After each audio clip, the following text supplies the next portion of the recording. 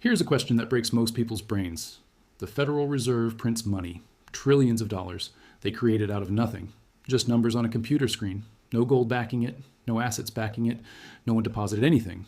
They just create it. In 2020 and 2021, the Federal Reserve created $6 trillion. $6 trillion.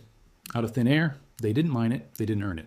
They didn't borrow it from anyone, they just made it appear on a computer. But here's the problem. Every dollar bill in your wallet says Federal Reserve Note at the top. A note is a debt instrument. It's a promise to pay. When you sign a promissory note for a car loan, you're promising to pay the bank back. That note represents debt, which means every dollar in existence is technically debt. Someone owes that dollar to someone else.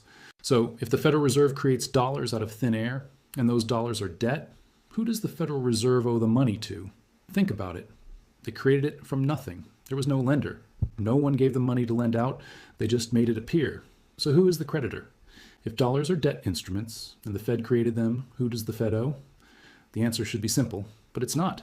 Because when you understand how this actually works, you realize the entire monetary system is designed to transfer wealth from you to private banks.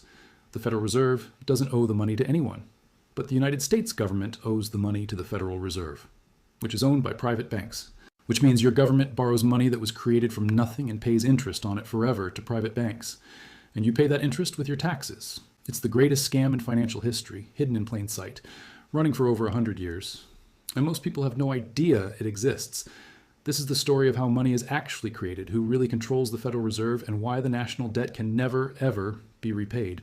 Because if it was, there would be no money. The system is designed to require permanent debt and permanent interest payments from you to private banks. Before we answer who the Fed owes money to, you need to understand what the Federal Reserve actually is. Because everything you think you know is probably wrong. Most Americans believe the Federal Reserve is part of the government. A government agency like the Treasury Department or the IRS. It's not. The Federal Reserve is a private banking cartel. It was created in 1913 by the Federal Reserve Act. And it was designed by bankers, for bankers, to give them control of the money supply. Here's the structure. The Federal Reserve System consists of 12 regional Federal Reserve banks. New York, Chicago, San Francisco, Philadelphia, Boston, and 7 others. Each of these 12 banks is a private corporation, not government agencies, private corporations. They have shareholders, and those shareholders are private commercial banks. J.P. Morgan Chase owns shares of the Federal Reserve Bank of New York. So does Citibank, Bank of America, Goldman Sachs, Morgan Stanley.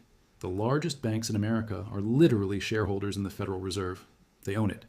Now there's also a board of governors in Washington, D.C. 7 governors appointed by the president and confirmed by the Senate. This gives the appearance of government control. But it's an illusion.